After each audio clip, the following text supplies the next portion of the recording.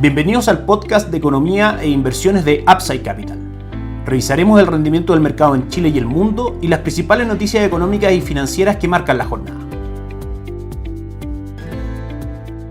Muy buenos días, ¿cómo están ustedes? Lunes 27 de abril de 2026, soy Ramiro Galeano, fundador de Upside Capital. Les doy la bienvenida a otra edición más de mercados en Upside Capital. Como todos los días lunes vamos con la apertura semanal de mercados, comenzamos por el mercado local, en el cual durante la semana lo más relevante será la reunión de política monetaria del Consejo del Banco Central de Chile, que se efectúa entre hoy y mañana. Como es costumbre, el comunicado de política monetaria será publicado mañana a las 18 horas, una vez finalizada la reunión. Es importante destacar que la expectativa del mercado es que la tasa de política monetaria se mantenga en el 4.5% y por ende la atención del mercado estará en el contenido de dicho comunicado, en el cual se espera que el Banco Central actualice su visión respecto a las implicancias del conflicto armado en la economía mundial y por supuesto en la economía local. Recordemos que en la reunión de política monetaria anterior el Banco Central mencionó que la inflación en su medición anual podría llegar al 4% durante los próximos meses, pero que el efecto inflacionario del alza de los combustibles en Chile es un efecto temporal y que la inflación probablemente durante los primeros meses del próximo año debiese converger nuevamente a la meta del 3%. Nuestra visión en Upside Capital al respecto está en línea con lo mencionado con el Banco Central, teniendo como escenario base que la inflación en Chile muestre signos de convergencia a la meta durante los últimos meses de este 2026 y que por ende el Banco Central y el mercado volverán a evaluar posibles recortes de tasa de política monetaria por parte del instituto emisor, factor favorable para la economía como un todo, para la renta fija y la renta variable local. Pasamos entonces a revisar fondos que componen nuestra estrategia de renta fija local. Hoy analizamos fondos de Principal AGF, aliado estratégico de Upside Capital, en la distribución de instrumentos de inversión, así como el uso de los mismos para ejecutar las estrategias de inversión sugeridas por Upside Capital a nuestros clientes. Fondos recomendados de renta fija local. 4 fondos componen la estrategia. Fondo base de la estrategia de deuda flexible, cartera diversificada de renta fija, que mantiene un avance del 0.8% en lo que va de abril y el 2.85% en lo que va de 2026, acompañado de fondos como deuda mediano plazo, que avanza un 0.9% en abril, deuda mediano plazo UF, que avanza un 0.72% durante abril también, y progresión deuda a largo plazo, que avanza un 0.7% durante este mes y muestra un alza del 2.93% durante 2026. Todos en su retorno 2026 muy por sobre Money Market, tomando como referencia Visión Money Market de Principal AGF, que mantiene solamente un retorno del 1.07%, dando fortaleza a nuestra recomendación de preferir para portafolios conservadores y de conservación de capital renta fija local, que muestra un rendimiento histórico mejor que depósitos a plazo y fondos money market, que probablemente siga con un escenario positivo de inversión, sobre todo si la inflación local muestra signos de convergencia al 3%, que es la meta del Banco Central en esa materia, antes de lo que espera el mercado. El IPSA comienza la semana cayendo un 0.62%, cotiza en 11.104 puntos, aún muy lejos de niveles donde podría mostrar correcciones más fuertes cercanas a 10.100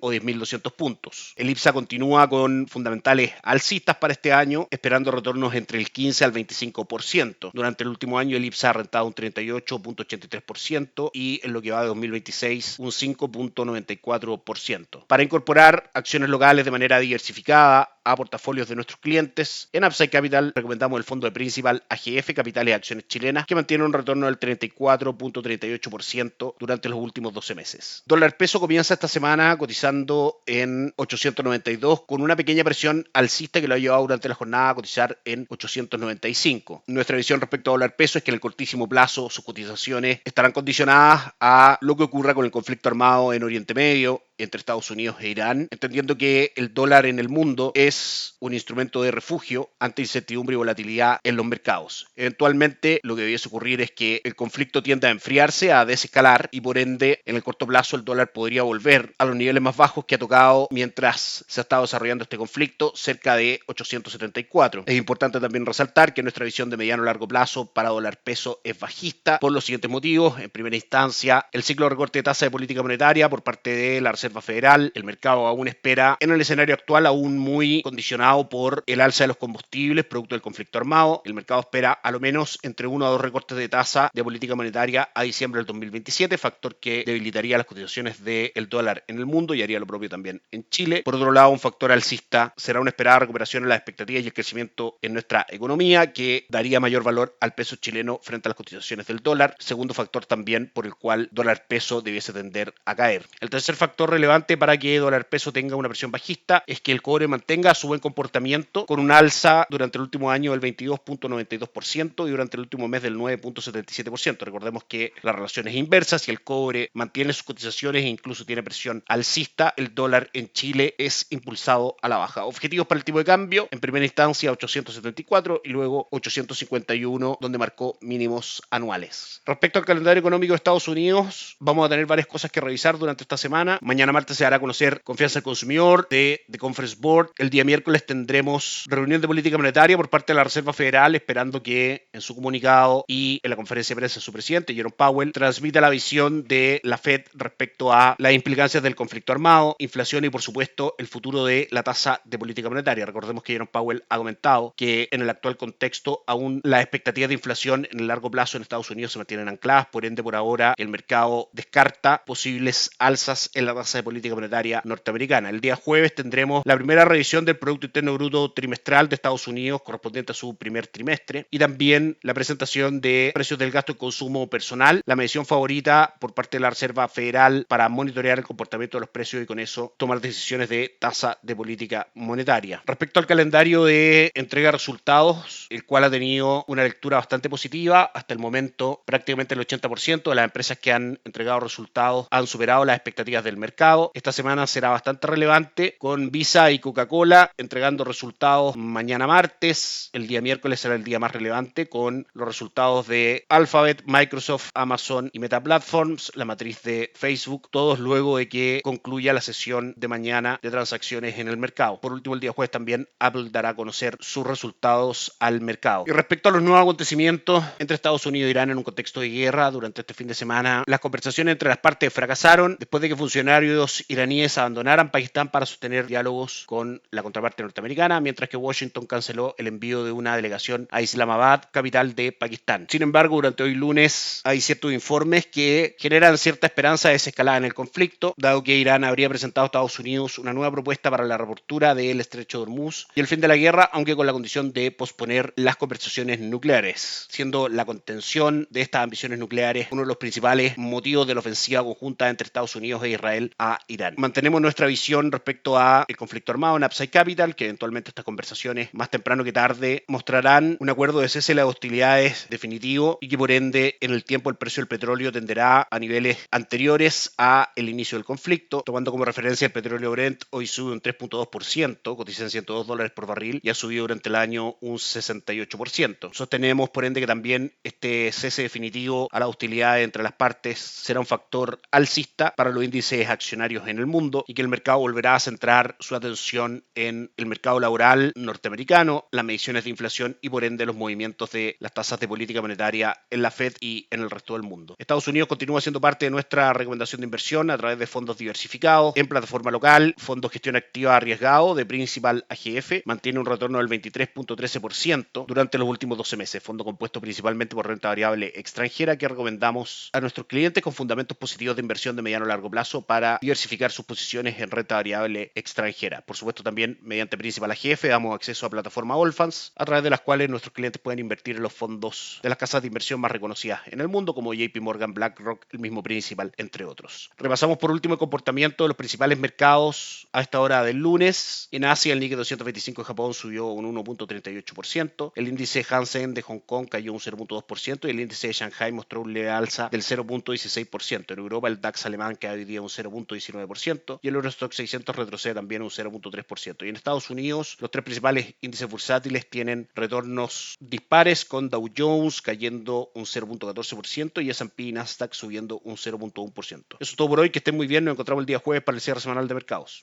Gracias por escuchar el podcast de Economía e Inversiones de Upside Capital.